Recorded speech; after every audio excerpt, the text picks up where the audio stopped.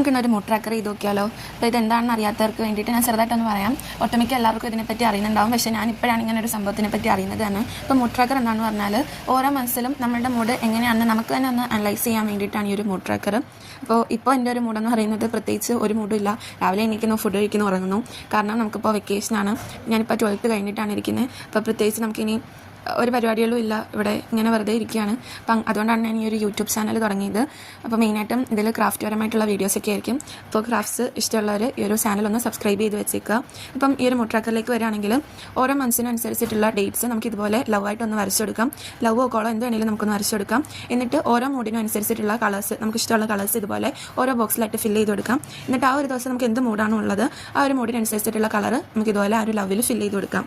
Happy ആണെങ്കിൽ happy, sad ആണെങ്കിൽ sad, നമുക്ക് എന്ത് മൂഡാണോ അത് നമുക്ക് ഇതുപോലെ ഒന്ന് ഫില്ല് ചെയ്ത് കൊടുക്കാം. ഈ ഒരു മൂഡ് ട്രാക്കർ ചെയ്യാനായിട്ട് ഭയങ്കര സിമ്പിളാണ്. നമ്മുടെ ക്രിയേറ്റിവിറ്റിക്ക് അനുസരിച്ച് നമുക്ക് എന്ത് ഡിസൈനിൽ വേണമെങ്കിലും ഇത് ചെയ്ത് നോക്കാം. അപ്പോൾ എല്ലാവരും ഇതൊന്ന് ട്രൈ ചെയ്ത് നോക്കുക, എന്നിട്ട് എങ്ങനെയുണ്ടെന്ന് പറയാം. ഈ ഒരു മൂഡ് ട്രാക്കർ ഇഷ്ടപ്പെട്ടിട്ടുണ്ടെങ്കിൽ ലൈക്ക് സബ്സ്ക്രൈബ് കൂടി ചെയ്യാം കേട്ടോ.